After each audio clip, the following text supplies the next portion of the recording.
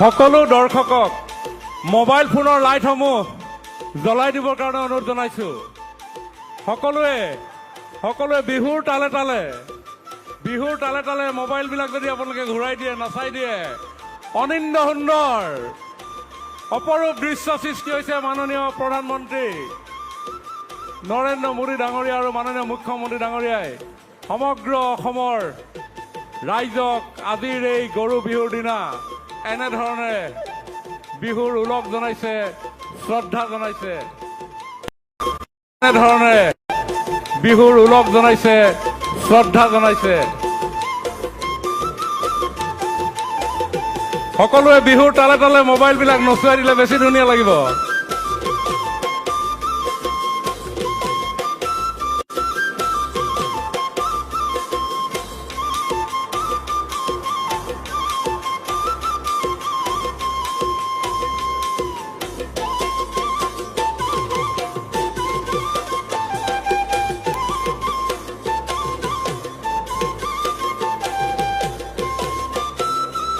সকলোৱে হাত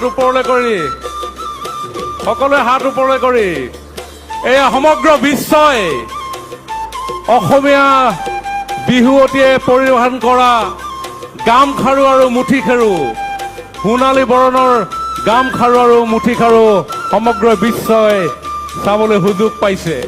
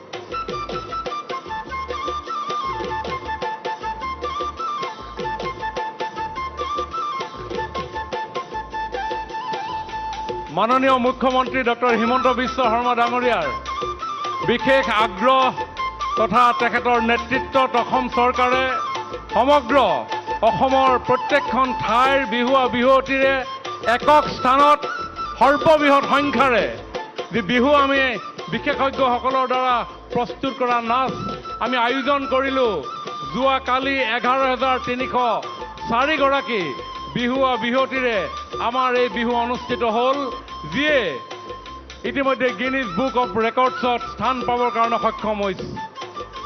আৰু আজি মাননীয় প্ৰধানমন্ত্ৰী নৰেন্দ্ৰ মোদী ডাঙৰীয়াৰ সন্মুখত এই 11,304 গৰাকী বিহুৱতীয়ে 20,000তকৈ অধিক দৰ্শকৰ উপস্থিতিত দেশে বিদেশে আজিৰ এই বিহু বতৰত থকা অসমীয়া সন্তানসকলেই নহয় সমগ্ৰ বিশ্ববাসীৰ আগত এই দৃষ্টিনন্দন পৰিৱেশ খন্তেক সময়ৰ পিছতেই সৃষ্টি কৰিব।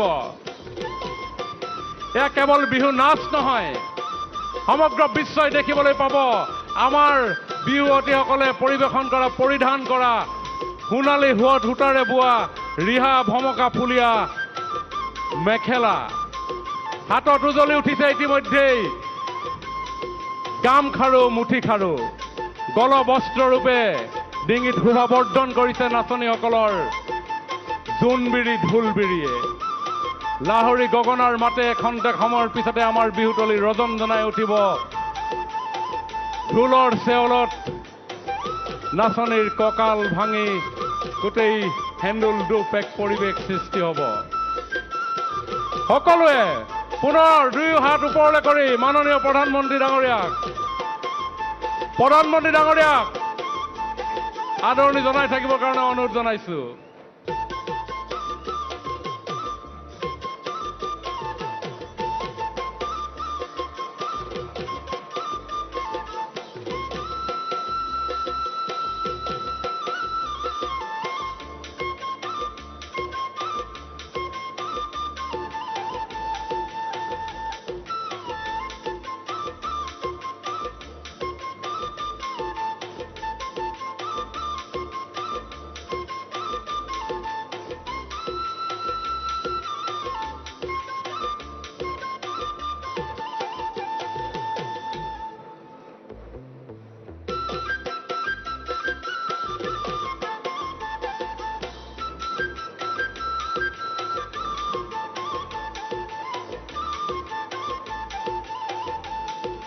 বিৰাট হৰ্ষধ্বনিৰে প্ৰধানমন্ত্ৰী ডাঙৰীয়াক আপোনালোকে বিৰাট হৰ্ষধ্বনিৰে